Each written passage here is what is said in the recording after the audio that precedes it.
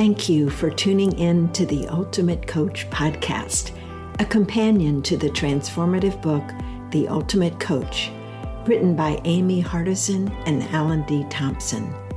Each conversation is designed to be a powerful wake-up call, reminding us of what's possible for you and your life.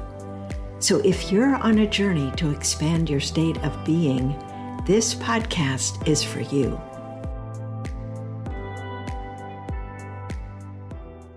Welcome to the Ultimate Coach podcast. Today, I have the pleasure of introducing April Dodd, an internationally renowned transformational coach, best-selling author, speaker, and alchemist of beautiful living. With over 25 years of experience, April has empowered women worldwide to awaken their dreams with pleasure, power, and femininity. April's exceptional background in spiritual psychology, coupled with her 3 best-selling books and speaking engagements, makes her a beacon of wisdom and inspiration. As a transformational life design coach, April mentors women to bridge the gap between dreaming and designing a life they love. With her unique blend of spirituality and pragmatism, April invites her clients to embody the evidence of spirit-finding celebration through them. Welcome, April, to our show. It's an honor to have you here. Thank you. It's so beautiful to be here and to be here with you. Thank you for having me on your show today. Oh, thank you for accepting my invitation. So, April, looking at your background and your work, I can see clearly that you have a mission to empower women to live life more intentionally with more purpose, joy, and fulfillment. And it seems that your journey has taken you through various phases, from teaching music to developing a personal development program for kids, and then focusing on parents and adults. Will you tell us about who you are and how did this transformation unfold for you? Boy, that's a long story. I think it's a story for all of us, because we all go through these journeys of trials, and we go through these journeys of really doubting ourselves or being directed or directing ourselves in a certain direction that really challenges us and brings forth the opportunities to really rise above. And so, in short, my journey into being a teacher really came when I was 3 years old. And it was my 3rd birthday. And I was just so excited about all the joy that was in my house. I'm the youngest of 6.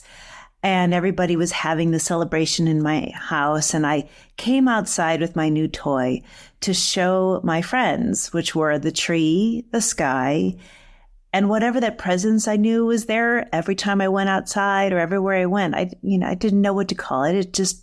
It was unquestionable. It was there. And in that moment, I remember saying how great life is. And then looking back at my house and thinking, why doesn't everybody get that? There was just, dysfunction and trauma and stress in the house. And I could feel that, being highly sensitive. And in that moment of asking, I really got, or was told or downloaded or whatever it was in that really divine moment, that I was here to help show people how great life was. Now, I know that can sound arrogant, but it was my hearing. It was what I felt from the inside out. And it took me on a journey of the different iterations of what that meant. And so as I grew and got into school, everything that I would study was around how to make life great. And one of the ways that I found that was through learning communication. I was really obsessed with people. And I was really fascinated and excited that music could bring out the best in people. And so on my way to school, I would walk with a girl who was older than me. She was in 2nd grade, I was in 1st, and I would sing on my way to school. And I would talk to strangers because I've been fascinated with people ever since. And one day she stopped me and squared me up and looked me straight in my eyes and told me I was ugly, had a rotten voice, and a rotten smile. And I believed her. It's the things that, we are impressionable about when we were young. And so having older brothers to, nail that belief in further, I took that belief with me for a very, very long time. And so I began hiding and I hid my smile. I stopped smiling. All my school pictures, you could never see my teeth. I hid my beauty because I was afraid that people wouldn't be my friend. And I've just always just wanted to make friends. And I got into music, but I hid my voice. Instead, I became really, really good at playing the flute. And everywhere where I would go, I would become first chair flute. And so I'd be right on the edge of the stage, but I'd still be hiding behind a music stand, right? And so, snapshot years later, I studied music and I became a music teacher and I taught for 9 years. But what kept coming forward was showing the kids and the parents how great life could be.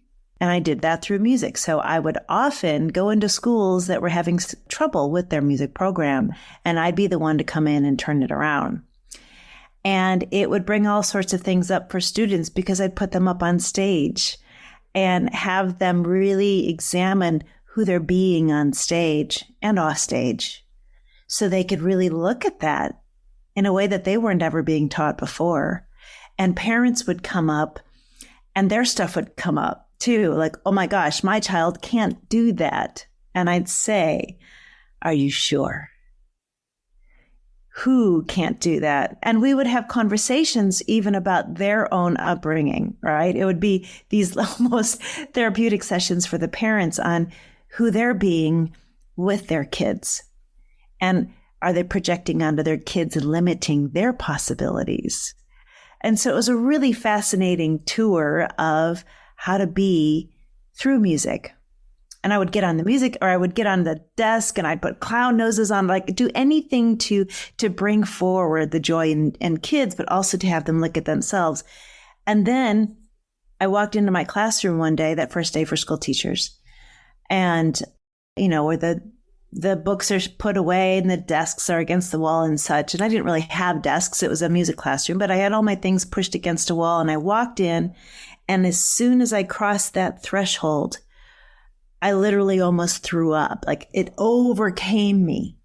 And I knew somehow I was done teaching. Like this great grand knowing moment came over me. Unshakable, very, very uncomfortable. I knew I was done teaching. And I thought, how could I be? I love kids. I love music. I love teaching. And this is the time period that I went through that I think we all go through in these times of true and deep listening, courageous listening, because it puts in our face all the things we thought we were, everything that we've committed to, the escalation of commitment that has created an identification that I was being squared up with this time. No longer the second grade girl, but the girl that I had built myself to be, and now was stepping into something else. At the same time, I was completing my master's degree in spiritual psychology with Steve Hardison. We were in the same class together. And in that second year, we had a project called Your Life Project.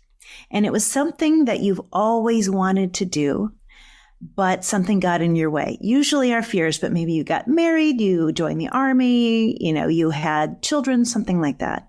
And my dream was to get on stage and sing and finally give myself a voice, get out from behind the music stand.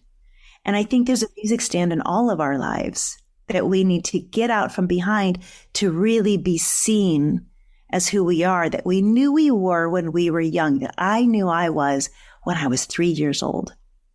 And so I set on a course I took voice lessons, I took dance lessons, I took acting classes, of which I was quite often the oldest person in there, but I didn't care because I was committed to my commitment of who I wanted to be. I wasn't committed to being the best. I wasn't committed to keeping an identity. It was, I knew who I wanted to be. And so everything that came up in that path was in service to me healing that so that I could keep going, right? So anyway, I took all those classes, and my end project was to have an audition. Now, I am not in control of the audition. I am just in control of showing up. I did the work. I showed up. And I showed up, and this is really before, having a cell phone all the time with me. And the girl before me sang the same song I did. And I didn't know etiquette if it was okay to sing the same song. And I didn't know what to do, so I panicked. And the piano player didn't show up, so I had to sing a cappella. So I brought this resume with me that I kind of made up. It was really, I had no experience. It was just being a music teacher. And then there was this one line at the bottom that said, I played the part of a music teacher in a little 5-minute musical that I made up for my first grade students. But it was enough for me, right? It was enough for me. And I put it on there. Anyway, I go up and I sing my songs. And the director, the typical scenario, they're far away at the table, glasses on, and he's looking down at my resume, and he looks up at me and he goes, have you been in a musical before? Like he's looking like he can't find it. So I come over to the table and I point at it. Well, I was kind of in that little show right there. I'm kind of pointing. And he takes his glasses off and he looks at me and he goes, you mean to tell me you've been hiding that voice for this long? I just about cried on the spot. It was the most meaningful thing anyone had ever said to me. I screamed all the way down the highway. I didn't care if I got a part in the show. It was the most meaningful thing ever in my life. And so the question is, right, what have you been hiding for this long? It so resonates with me, April. The same thing. Like, I believe that the part that people see is the tip of the iceberg for every human being. Yeah. There's a huge mountain under the surface. Right. You're like the best kept secret, and it's like a balloon, right? And we're squeezing, when you let just a little bit out. And that's what I had been doing in service to committing to what that second grade girl had said to me. And now I was, 30 something years old. And I had been holding that for that long. I was singing in my closets, singing in the closed windows of my car, right? And I was singing to children who I knew would accept me. I was playing it safe. You mean to tell me you've been hiding that voice for this long? Changed my life. I did get a part in the show. It was a 5-woman cast. It was phenomenal, absolutely phenomenal. From there, I go into my classroom and I almost throw up. And I know that I am done teaching, because teaching was my shadow career. I was hiding behind the music stand of my career. All right. How often do we all do that? Yeah. So from there, I took that final school year to quietly craft what was coming for me next and what I was stepping into. And in that time, I picked up the phone and I called Steve Hardison, who I, connected with at USM, but we weren't on the phone all the time together. But I heard about this coaching thing. Like nobody knew what a coach was back then. And I called him up and he says, April, I don't know why you're not already a coach. And I thought, wow, okay. So I quit teaching. I took the leap. I had no insurance, all the things my dad would have said. My dad had passed when I was 25, but my dad would have said, what are you doing? This is crazy. Like all the safe players would have said, this is crazy. What are you doing? But I couldn't not do it. And that's the questions I have to ask me. What can't I not do? Like, what can't not I do? Every day and step into that. And so I did. I got into coaching and, I first started working with kids, teaching them personal growth and development, getting them on stage and such. And then I was teaching them such powerful skills that it was almost dangerous because they were coming home with these skills and wanting and wishing their parents would use them. And it would sound like they were talking back to their parents or being more powerful. So I started working with grownups. And then, now I work mostly with moms, exhausted, depleted, disconnected moms who also have forgotten themselves, that voice that they have. You mean to tell me you've been hiding that blank for this long? And so that's how I got into this. And that's what I do today.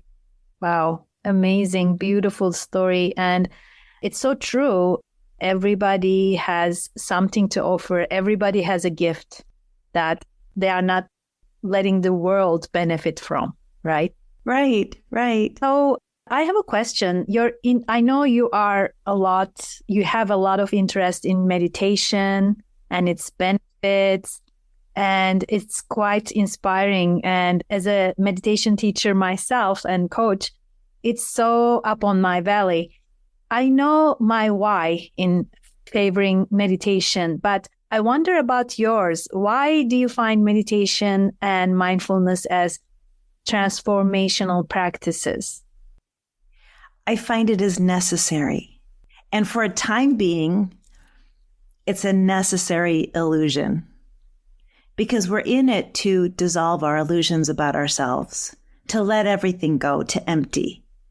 But we're going in it thinking there's something wrong with us that we need to fix. So I'll go in and I'll meditate or I'll get closer to God, right? We think these things, and it's really, my practice is about emptying, letting go, letting go, letting go, letting go of letting go.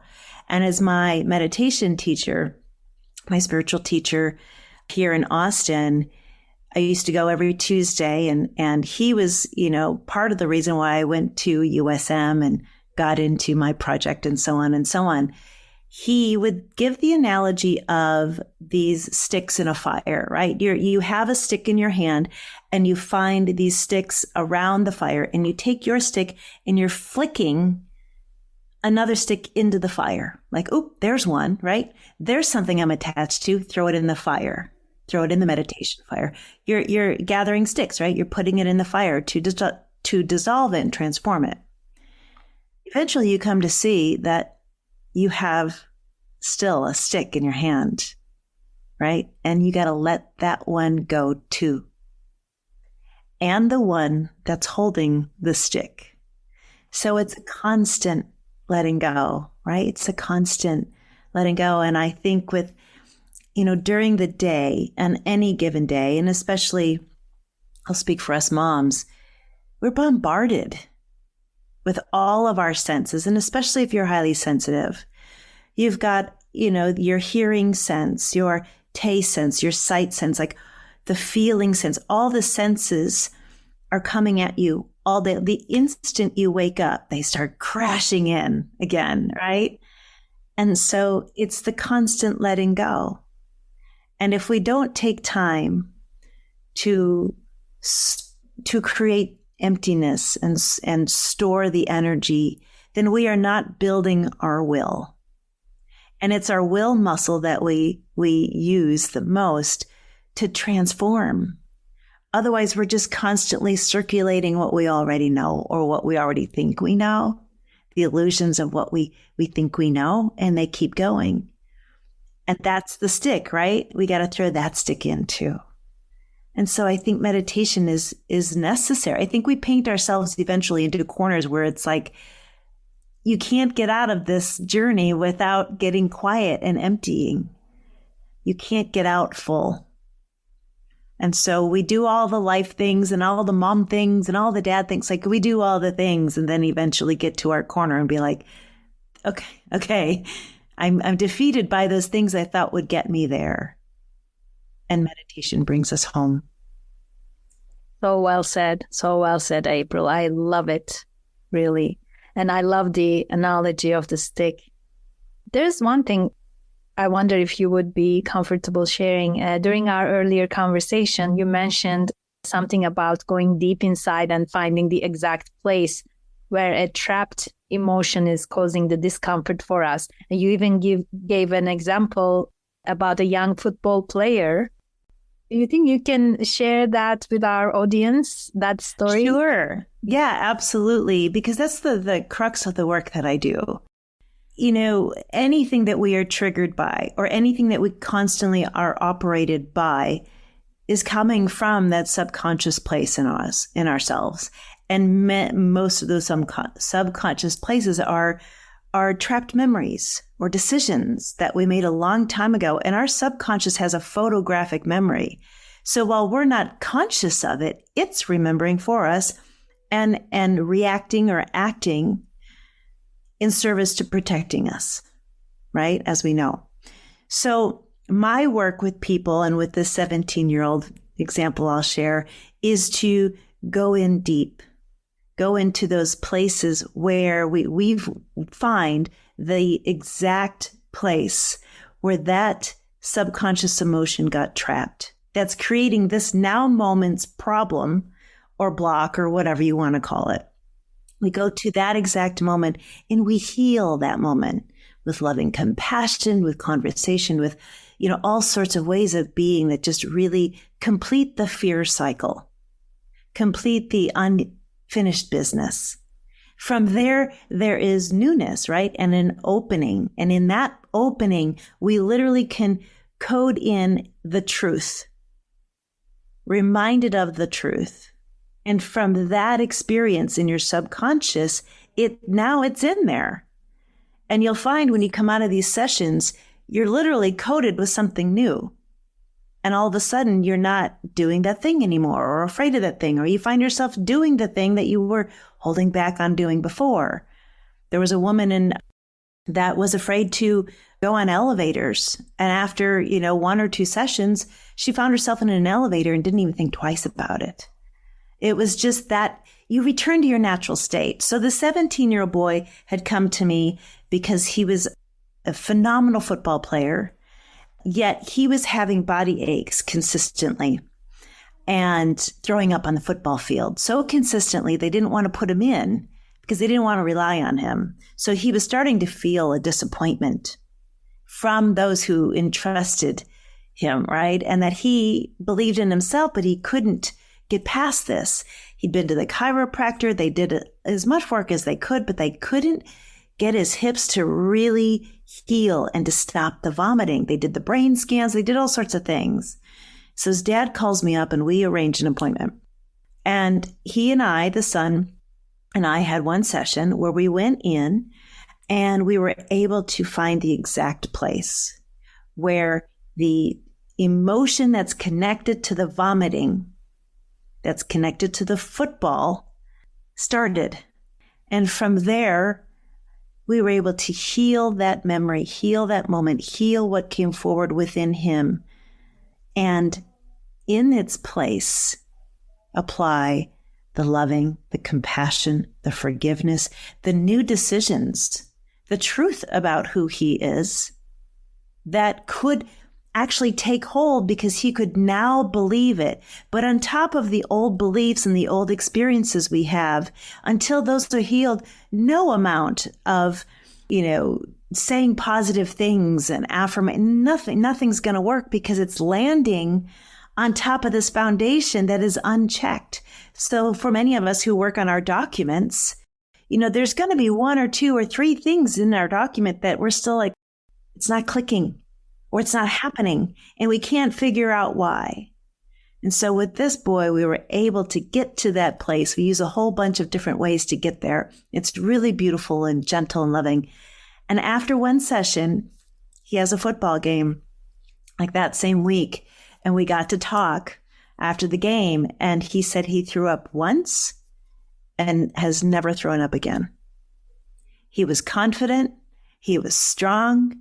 He was not overridden with whatever was coming forward for him before that was making him vomit, that was attached to an emotional experience he had so long ago that when we're little, we don't go, hey, I'm going to remember this and therefore I'm never going to, whatever it is. He just was able to absorb the newness of it all from a place of acceptance and loving compassion and forgiveness and all the things. So now he could show up and play the damn game. He was so stoked to play that people were counting on him to play. And I remember his text to me was, "This is so freaky," teenage boy text. "This is so freaky. I can't believe this happened after only one session." I was like, that's how this works. When you tell the truth to a place that wants to hear the truth, that's starving for the truth, then what can come forward is all but natural. That's it. But April, when I listen to this story, it's giving me goosebumps. But isn't that very similar to what you experienced as a 6-year-old little girl? And as a 3-year-old little girl? Uh-huh. Oh, or that when I was walking with the... Yes, with older girl. I mean, that was your stuckness. And then you came out of this, and he did the same thing with this sports, football. It's amazing. Absolutely. And, all those places inside are really serving us to stay safe. Mine was to stay safe from having people leave, won't be my friend because I'm too pretty, or I have a great smile, or I'm singing, or they're jealous. I would hear this all of my life, or because my radar was looking for it, that's what I was hearing. That's where I was being from. You're not going to like me because you think I'm pretty, or you're going to really like me and only see that I'm pretty and not see everything else. And so I would downplay that, right? And so he would get to the game and he'd be so afraid of throwing up that it would make him more anxious and throw the whole snowball effect. And until you go into the place that is creating that and not only apply the loving and the healing and the necessary things it needed, but creating the new beliefs that are ready to take hold. If you could code in, now if you can think of coding in one belief that if you I don't have that yet, but gosh, if I just had that one, that's the one that we code in. That's the one that we work to get in there because there's a truth about it that's ready to take hold. But there's this thing in the middle that you may or may not know you've been holding on to that is keeping. So for a quick example is me making money. I was like, how come I keep hitting this upper ceiling? I've done the things, I've done the affirmation. What is the story? Well, I came to find out through doing the same process on myself that there was a time when my dad, this is actually a positive story, not a negative one. We think we have a little trauma and that impacts us now. This didn't feel like a trauma. And so we can think of these things too. It was I used to ask my dad for, "Hey dad, I'm going out with my friends. Can I borrow $10? And he trusted me all the time. And so he'd say, "Yeah, go get my wallet."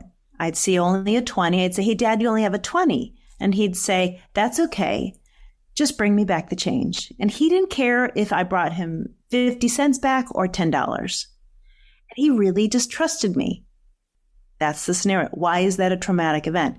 It's not, except I had what I call a meta experience that made some decisions. And it went like this. If I stop borrowing money from my dad will stop feeling like a good dad.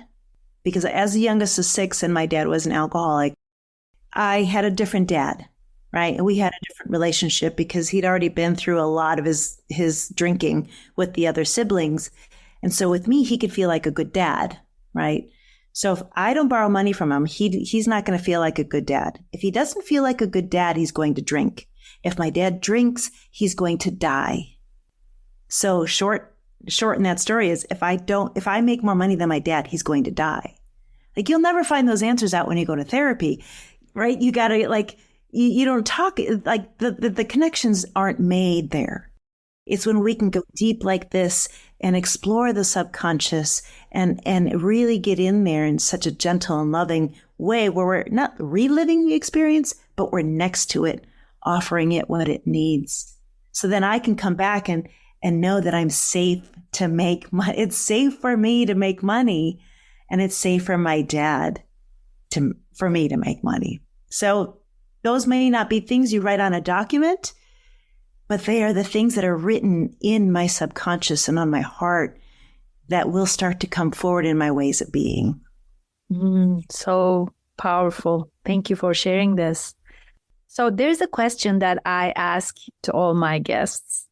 This one is, which one of the questions in the before you begin section of the Ultimate Coach book or on the back of the book you see is the one you need to focus on at this moment in time in your life? It is, who would I need to be to create a level of confidence that is remarkable? I have it here on my phone. And I have, if you have a newer phone, you can have it rotate your background.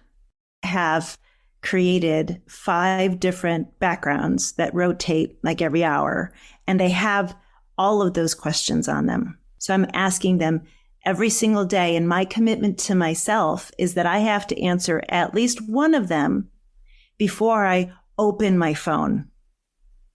So I am with it. I'm stalking it every day throughout the day. I'm not just unconsciously or automatically turning on my phone. I am creating a level of remarkable confidence by asking myself that question right now and doing something about it right now. It's not I fantasize about how I would be. It's right now. It's a right now question. And if I can't answer that right now, then something else is owning me. And that's probably not who I want to be. Oh, wow. I love this. This is an amazing idea. I will definitely implement that. And if you don't know how to do it, ask your kids, because they're the ones that showed me how to do it. That's for sure. Thank you so much. Okay. Now this takes us to the 3 rapid fire questions. Okay. I'm ready. Your hidden talent. Yes, we know that you are talented in singing and music, but is there any other skill or talent that might surprise our listeners? I feel like I'm an open book. Well, I notice patterns really well. When I was a child, I would use my dad had his own little bathroom downstairs. We're on the main floor, and I could sit and stare at wallpaper and notice every single nuanced pattern. I'm constantly noticing patterns, which makes me an excellent editor when I read books or hear pitches in music, newspapers. I'm always finding mistakes. Like I notice patterns really, really, really well. Oh, that's very interesting. Thank you. And second one, your guilty pleasure. What's something you indulge in, even if you know you probably shouldn't? This is probably a common answer, but it's chocolate. It's chocolate, and I think it's Hunan. It's a brother and sister who make this chocolate that doesn't have gluten or sugar or dairy or any of that stuff. And yeah, it's my guilty pleasure. And it's brother and sister, and I'm very close to my brother, and I introduced him to the chocolate. So we kind of share that bond. Oh, that's sweet. Sweet. And the third question, your dream collaboration. If you could collaborate with anyone in the world, living or dead, who would it be? Oh my goodness. Dream collaboration. Wow, that's a really profound question. Huh. Gosh. I don't know if I have a who, but I have a what. Okay. It would be being on stage in general. One of them would be singing and performing. I do love the music of the Indigo Girls, so maybe that would be one of them. Harmonizing with the Indigo Girls. And then another one is being on stage, but leading a transformational experience for the audience. I don't know who that would be. There's so many magnificent people in this community alone, but in the world for sure. I think the bottom line is just being on stage, not for everybody else. Yeah, that's beautiful. So while we are coming close to the end of our conversation, April, I want to ask you how our listeners can connect with you. How can they reach out to you? Okay, yeah. So my website, aprildodd.com. You can also, if you go to my website, there's a couple of freebies that they can get. And they're fun freebies. And then you can also find me. I have a group on Facebook called Spiritual Mom Babes. And it's for spiritual mom babes. It's for us remembering who we are and living the life as a mom, but also staying connected to our spirit and who we are. And then I also have a group called the Coach's Toolkit for Changemakers, where I offer free tips and tools. And right now I'm about to launch a class called The Finesse of Coaching, using spiritual psychology in the 25 years of working with spiritual teachers. Beautiful. I've got to get out what's in. You know, it's the whole thing you said. You mean to tell me you've been hiding that voice for this long? What is it that you have been hiding? Wow. Wow. A huge thanks to you, dear April, for everything you shared with us today. It was really wonderful having you. And our listeners, thanks for being with us. If you found value in our talk, consider sharing it and subscribe for more. Take care, cherish your loved ones, and join us again for the next episode. Thank you. Thank you for joining us today. If there's someone you know who could benefit from this conversation, please share this episode with them. Also, check out our website, beingmovement.com. You'll find valuable resources and links to connect to an engaging and wonderfully supportive community. Together, we can inspire and support each other on the path to a greater understanding of being. Until next time, take care and be kind to yourself.